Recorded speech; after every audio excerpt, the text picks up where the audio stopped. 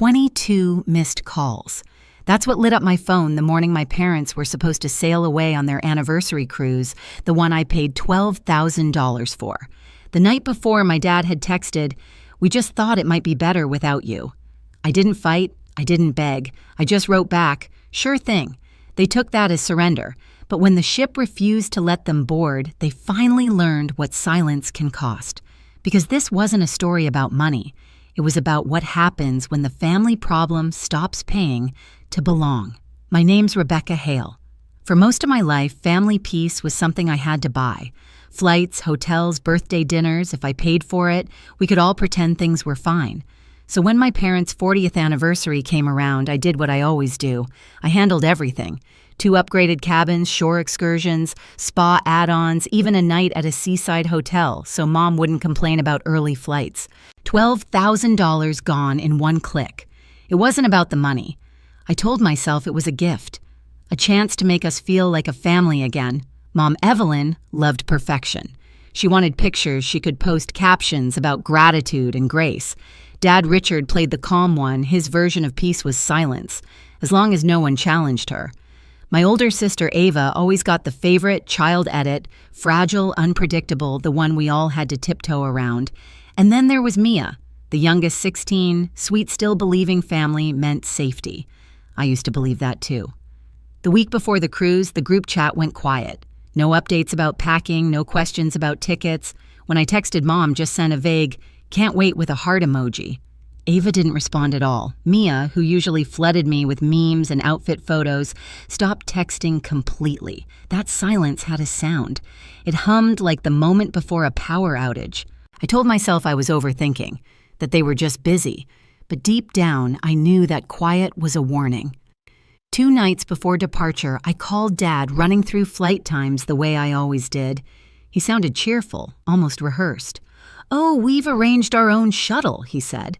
Something cold twisted in my stomach. What shuttle? There was a pause long enough for the truth to form. Then he said it. "We just thought it might be better without you." I stared at the wall, the words sinking in.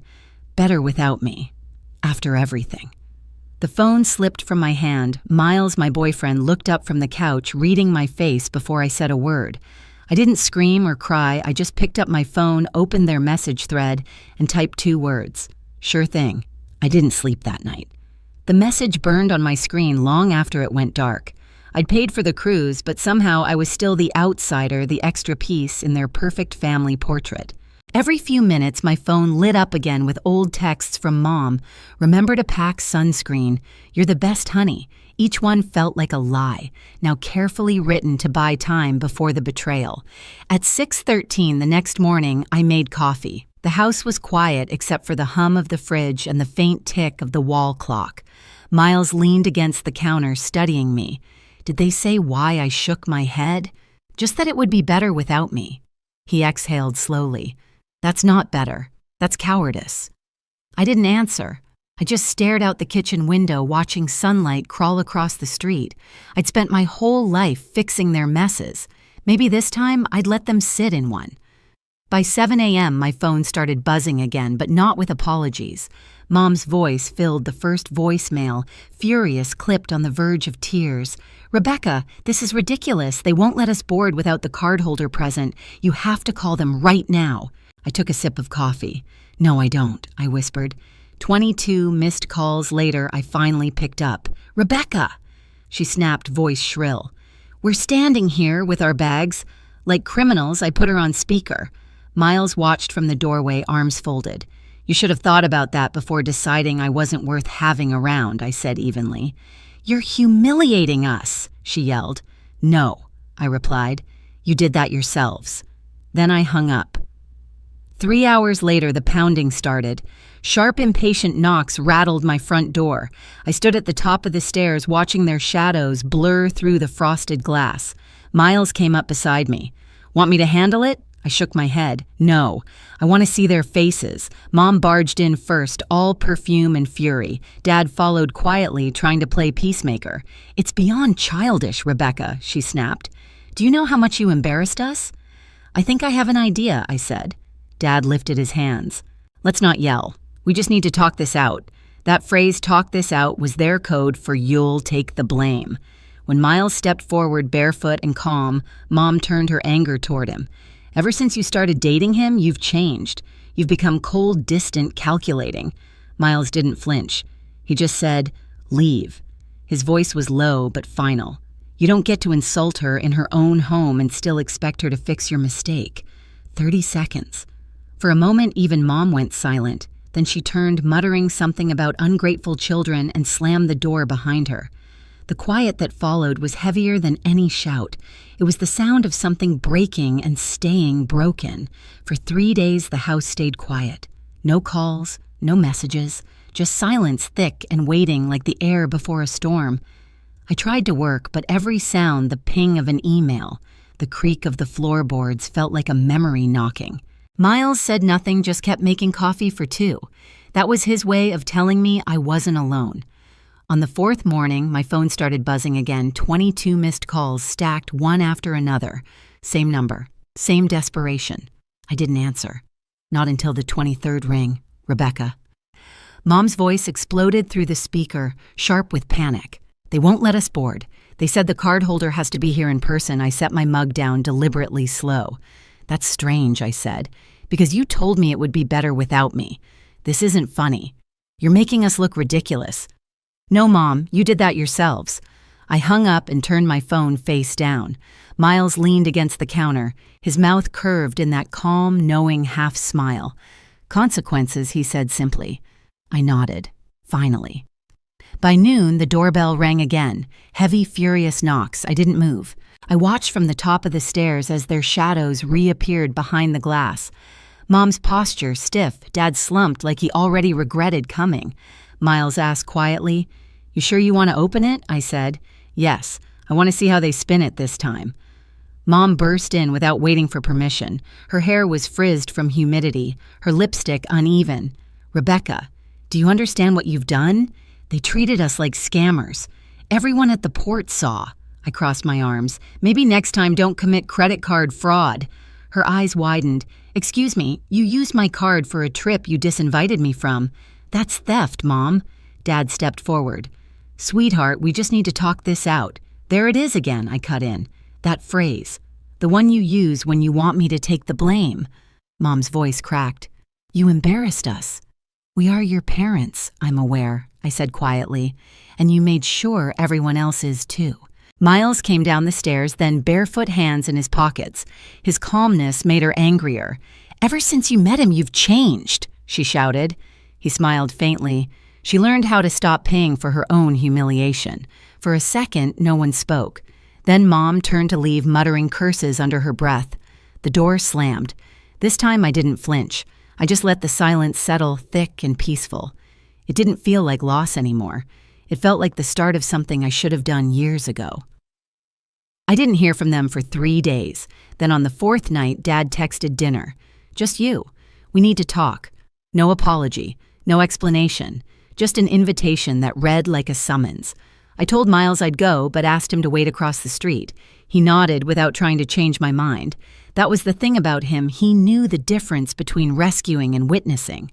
Their porch light was already on when I pulled up, too bright, too welcoming, like a stage set. Inside, the good dishes were out. Napkins, folded silverware polished the bottle of wine I'd gifted them last Christmas, uncorked, as if generosity could be recycled.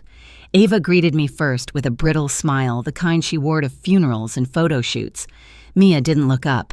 Her shoulders were tight and tired. Mom floated in like a hostess on television. Dad took his seat at the head of the table, hands folded, the performance of a reasonable man. We tried small talk. It clattered to the floor between us.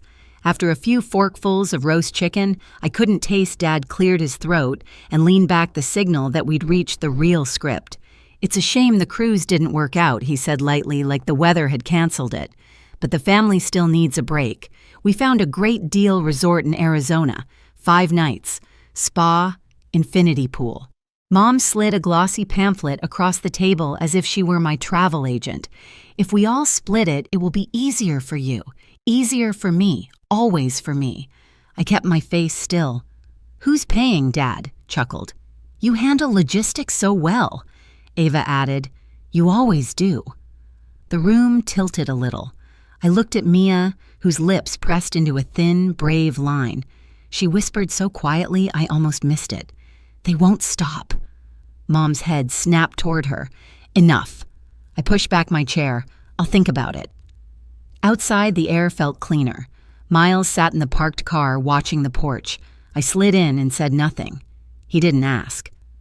We drove home without speaking, the kind of silence that protected rather than punished. The next day, a gift bag appeared on my doorstep, gold foil leaves, a white bow knotted too tight. I brought it inside, set it on the coffee table, and stared at it for a long time. Miles raised an eyebrow. "Do we open it or call it what it is?" I opened it. Inside a crisp envelope, a folded brochure, a printout thicker than it needed to be. When I saw my name at the top of the reservation confirmation, my stomach dropped. 5 nights Villa Desert Peak Resort. Guest Rebecca Hale. Additional guest I flipped to the back. The payment line made my vision sharpen. Card ending in 1174. My card. They'd used the stored information from the cruise. Again, the air left my lungs, not from the amount I could handle the amount, but from the message. You don't get to choose. We do. Miles came in from the kitchen when he saw my face. What happened? "They used my card," I said. "It's non-refundable."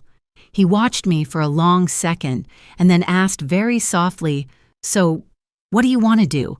I turned the papers over. The dates were this weekend. Check in under my name. My responsibility. My power if I wanted it. "They expect me to cancel," I said. "To fix what they broke. To eat it." "Then don't," he said. That landed in me like a key clicking open. We packed light. Sunscreen, 2 paperback sunglasses. I forwarded the booking to my email again, my name, my address, my confirmations, my payments. Receipts sat in a neat folder on my phone, quiet soldiers lined up in a row. The flight was short. Arizona air greeted us like a warm hand. The resort lobby was glass and desert stone, soft music and cooler air. A woman at the front desk looked up and smiled. "Welcome, Ms. Hale." The sound of my name in that tone, welcoming, not demanding, loosened something at the base of my neck. She handed over the key cards. Check-in took 10 minutes. That's all. 10 minutes to feel like I had stepped back into my own life. The suite was bigger than the photos. A private terrace looked out over rust-red rock. There was a plunge pool the size of a generous bath, a bowl of oranges, linen curtains that moved like someone breathing. Miles set our bags down and whistled. "This is nicer than I pictured." "It should be," I said. "I paid for it. Twice." We did nothing for 2 days. Hiked a small trail that smelled like sun-warmed sage. Ate breakfast on the terrace while a lizard watched us like a bored concierge. Napped with the curtains open. No calls, no texts. I put my phone on airplane mode and felt my body remember what quiet could be. On the 3rd morning, I turned it back on. Notifications rushed in like water through a broken pipe. Missed calls, messages, voicemails. The first one that loaded made me short laugh, not because it was funny, but because it was so predictable. "Mom, did you seriously take the trip, Dad? The resort says the room is occupied. You need to fix this. You humiliated us again." There were texts from Ava peppered with words like selfish and dramatic. There was one from Dad that tried the old soft landing, "Your mother is upset." We didn't think it would go this far. It had gone exactly as far as their choices had taken it. A voicemail from Ava played next, breathless, incredulous. "They won't let them in. They said the reservation is under your name only. This is low, Rebecca."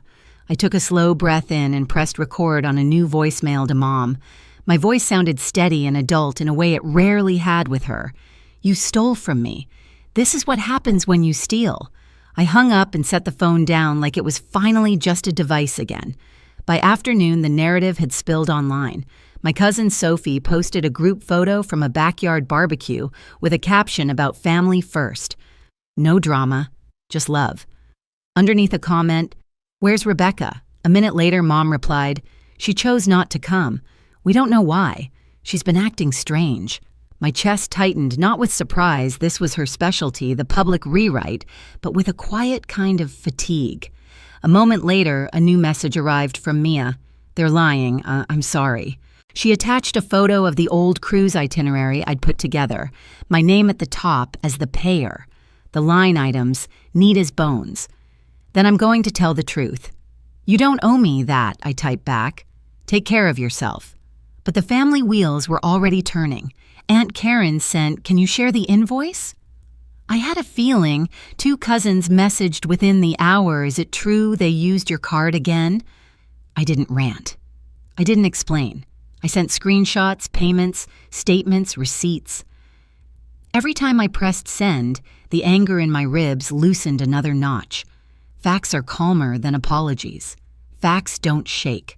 By evening, the group chat I'd muted months ago lit up with 36 new messages, confusion, defensiveness, thinly veiled scolding. I didn't participate. I poured sparkling water into a glass, walked out to the terrace, and watched the rock faces go gold. Miles joined me shoulder to shoulder. "You know what this feels like?" he asked. "Like the moment when a bully realizes the teacher's been standing in the doorway the whole time." I smiled. "The teacher is the terms and conditions." "Exactly." The next morning, a blocked number called twice. On the third try, curiosity won. Dad's voice arrived, careful, each word placed like a chess piece. "We didn't think it would go this far. Your mother is upset." "You used my money," I said, "twice." "That was a misunderstanding," he said. "You thought my silence was permission," I replied. A pause. "We're sorry if things were misinterpreted." There it was, the apology for my reaction, not their action. I didn't give it oxygen. I ended the call.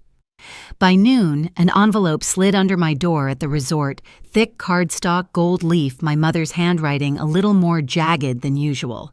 "We didn't mean for it to go this far. We just wanted to feel appreciated. Sorry if we crossed a line." There was no check, no offer to reverse charges, just the plea to restore the hierarchy where I paid and they forgave. I set the card on the table and went swimming. When we flew home 2 days later, the air in our house felt like it belonged to us. No leftover shouting lingering in the corners, no old guilt stuffed into drawers. I made coffee. Miles fed our plant and put on an old record that sounded like summer. By evening, the family narrative had started to buckle. Sophie posted a vague quote about people who smile at you while rewriting you behind your back. Mom's best friend stopped liking her posts. Aunt Karen sent a final text, "You deserve better. I told them so." Dad went quiet, he always did when flames licked the truth. Then Mia called. She didn't say hello. She breathed for a second, then whispered, "They told me to block you." "I won't." I sat down. "Are you sure?" "Yes," she said, steadier. "I'm spending Christmas with you and Miles, if that's okay." "It's more than okay," I said. "It's home." After we hung up, I opened the folder on my phone one last time, payments, receipts, statements, small rectangles of proof that I had spent years buying a version of love that never existed. The resort photos sat above them, orange light, open sky, my feet at the edge of the plunge pool. I saved those too, not as proof to anyone else, but as proof to myself. That night, as I lay in bed with the window cracked to let the cool in, I realized the confrontation was over. It hadn't ended with a slammed gavel or a heroic speech. It had ended with a boundary that held, with stolen money rerouted into my own peace, with silence that finally belonged to me. 3 months passed after that last message. No calls, no sudden family emergencies, no new drama, just quiet, the kind that doesn't ache anymore.